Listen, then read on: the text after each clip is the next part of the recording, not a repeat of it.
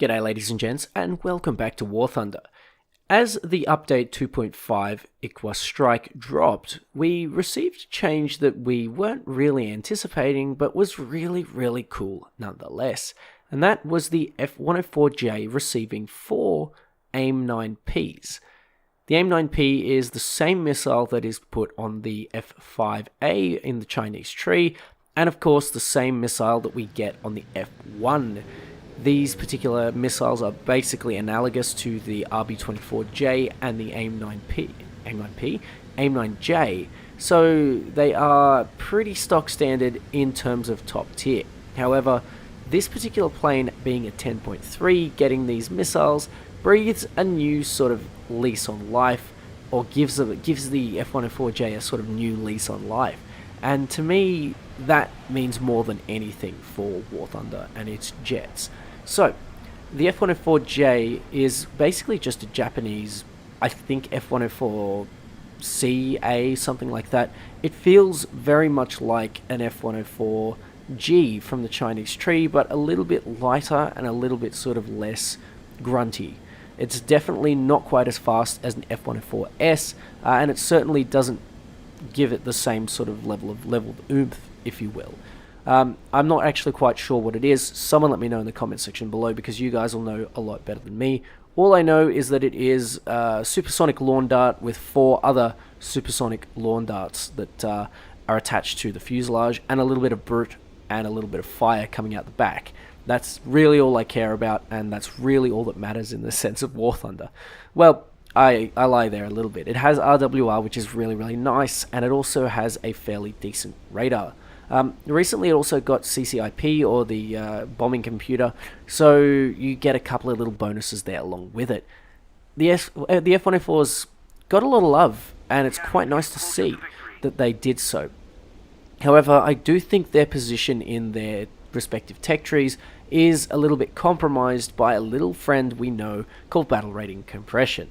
Now, I want to talk about this first and get it straight out of the way, because the game that I'm going to show you next is going to be the sort of the really nice game that I want to break down and talk about how to play this thing. But overall, I want to talk about this thing in its sort of meta and where it sits.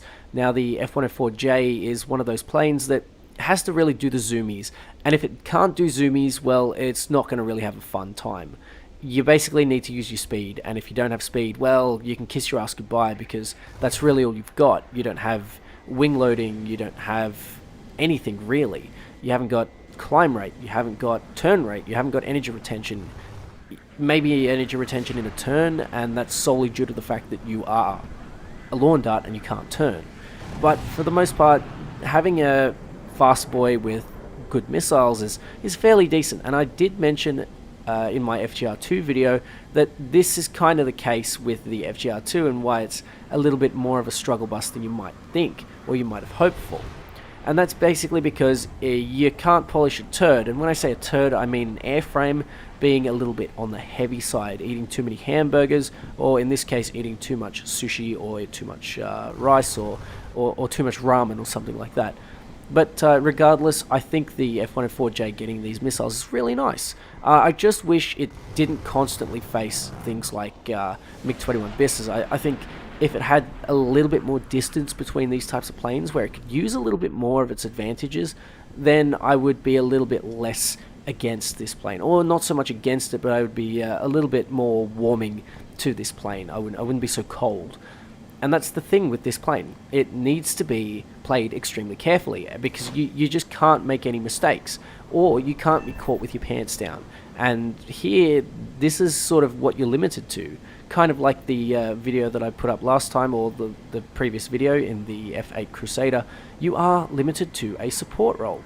And whilst that's not an entirely bad thing, you still do need your occasional support planes. I think that the support planes should be a little bit more distanced from those planes that are the meta. So things like the 21 BIS, the MiG-21 SMT and MF, the F4E and the F4EJ. I think these particular planes that sort of rule the roost a little bit more should be the ones that are higher in battle rating by a little bit more than what currently is. Like I said, like I've constantly been saying over the past basically 3 months, I think 11.0 is necessary at this point, And I think that there are a couple more issues that battle rating compression can potentially fix. Things that can be balanced other ways, and things that can be sort of just tweaked so that the battle rating is nice, and so that we have even battle ratings sort of across the spread, so that you're not left with holes of like no 9.3s, for example. As you can probably imagine, having a situation like this is not pleasant, but when it happens all the time, it becomes a little bit less bearable. And so I think having fewer situations like this, so for example, having this particular plane go up against the SQ-17 and the A7D and maybe the MiG-19 and the earlier F-104s, things like that, I think that would make it a little bit nicer overall. And of course, I think we have enough vehicles for this at this point, especially in the 10.0 era. I think we just have plenty of space and plenty of breathing room for these types of planes. Now, onto the gameplay, I'd like to just talk about this little moment here. Now, notice that the Mirage has sort of dropped back a little bit, and that's because of a little thing that is called energy retention in a turn. And this is the one thing that you can use in your F-104 against your opponents in a little bit of a pinch. You don't want to be using this. I also suspect that the guy's low on fuel, because I'm pulling away quite rapidly. But the fact is that if you are caught with your pants down in the F-104J, you are pretty much screwed. So if you can, maybe try this little bit of a tactic, but I genuinely think that this is an absolute last resort. You shouldn't be like actively turn fighting Mirages, for example. I'm only doing it in this case to hopefully get a nice bait on this Mirage, but it turns out that this particular one is going to be going for the F-104 eventually. Now, I need to stress that the way that you ideally play an F-104 is the same way that you ideally play an FGR2. You sit on the outskirts of the battle, you go zoomies, and you pick off targets that are slow. Now, the AIM-9Ps are pretty good, and they can pick up targets that are less slow, I guess, but I still wouldn't be risking your precious missiles on spicy targets. Ambitious missiles aren't always ideal, and it tends to be the case that more often than not, if you're going to be firing a little bit of an ambitious missile and it's going to miss, well, you probably should have just, spent it on something else that's a little bit more valuable in that case. So, the F-104J, as you can see, I've managed to get 3 kills in a full up tier. It's not too bad, but again, provided your team isn't full of monkeys, then you are going to do basically just fine. If you gave us Spitfire AIM-9Ps and threw it at 10.7 and the teams weren't awful, well, honestly, you would have a fairly decent time, because as long as you have the lethality, then you are pretty much good to go. But in the case of, I guess, a full up tier where your team is embracing monkey, well, you're kind of screwed, and there's nothing you can do. But what if you're in a full down tier? Now, this is a little bit on the spicy side, if I do say so myself. This particular plane in a full down tier is a little bit too much, I think. Having the F-104G and the Chinese tree at the same battle rating previously, I found that a little bit too much on the spicy side as well. And on top of that, the F-104S being at 10.3, it is very, very spicy coming up against those 9.3s. And realizing that all they have to do is, well, they can't do anything. There's nothing that you can feasibly do in a CL-13B. I keep forgetting that it's 9.7 because Gaijin thinks that it's appropriate for it to be at 9.7. But things like the Shenyang F5, things like, I guess, what else is there at 9.3? I guess Gaijin have killed that off so much that my argument is becoming less and less valid as time goes by. But the point being is that these particular battle ratings are not kind in a full up tier. Things like 10.7 in a full up tier, I think, is a little bit more... a little bit more on the kind side here.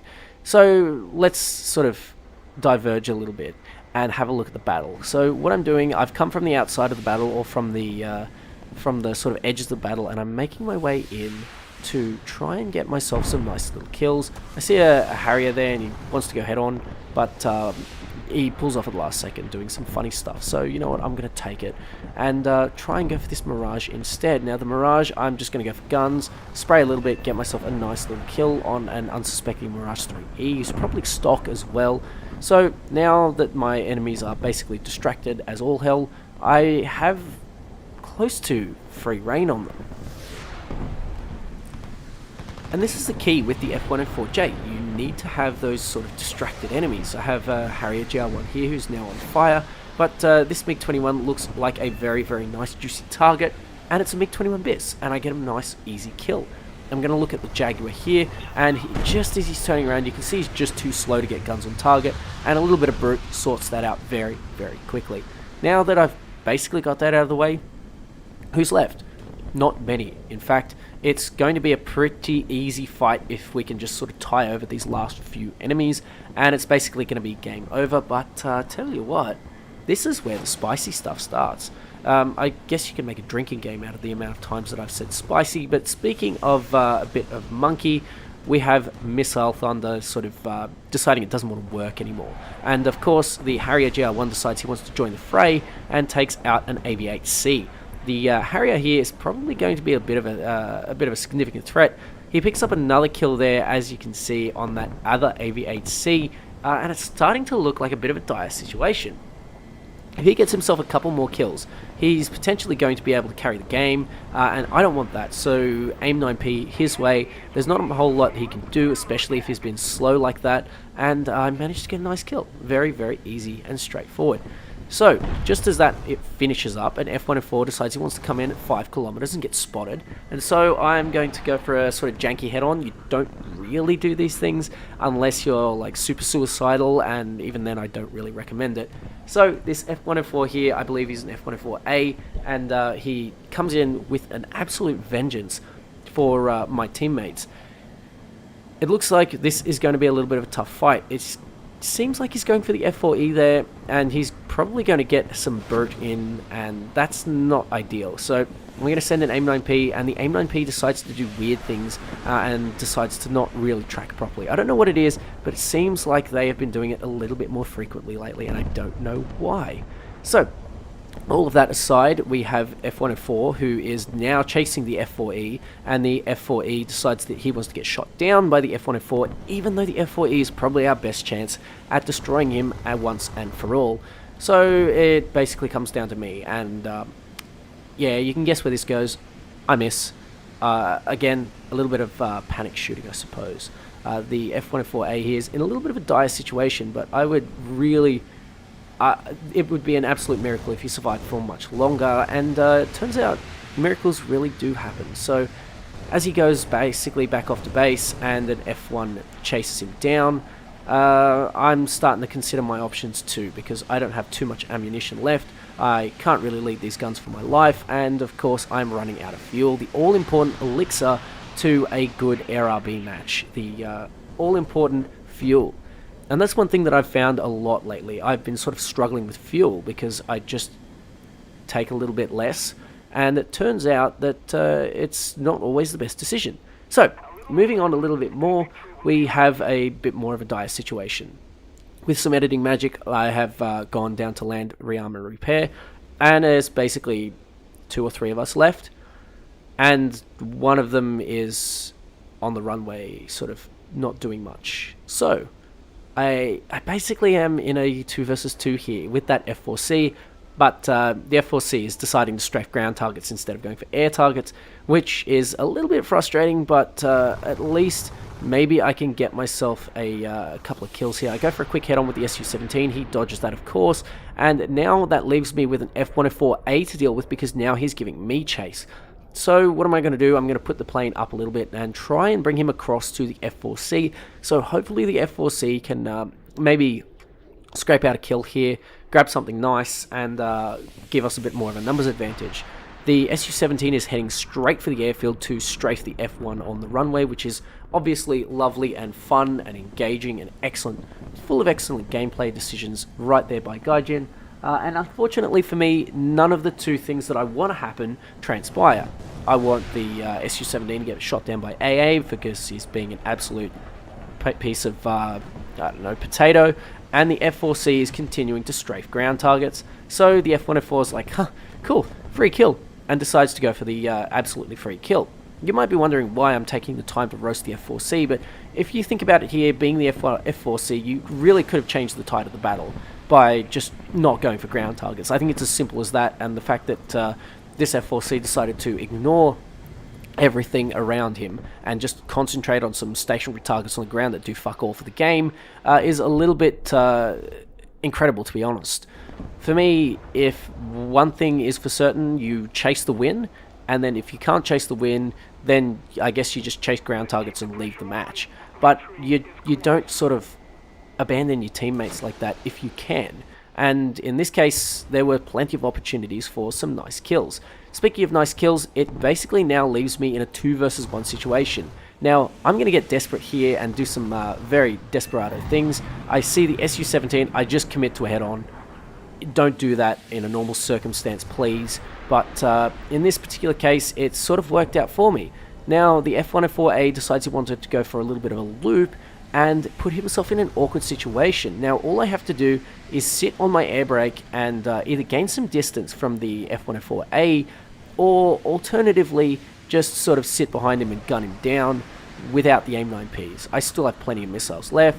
We're at slow speeds. We are basically guaranteed to get ourselves a kill, and that is kind of what I'm aiming for here. Look at that missile tracking. Very, very nice, even at those low speeds. Going for the 6K, and in a full down tier, this thing is nasty. This thing is heinous. It's really, really strong. And for me, for that reason, I would probably put it at 10.7. It's not a meta 10.7, it's certainly a support 10.7. But that being said, in a full down tier, I don't really think it's fair on things like an F40 Sabre, for example. I think in this case, I would prefer for this one vehicle to suffer a little bit more than for a whole battle rating to sort of face the wrath of a 6-kill possible game without really breaking it so much as a sweat. Anyway, ladies and gents, thank you very much for watching. I really appreciate everything. Honestly, it's been a fairly interesting couple months, and of course, everything is now starting to go back to normal. I really appreciate it, ladies and gentlemen. Thank you very much for watching. Take care, and I'll catch you next time.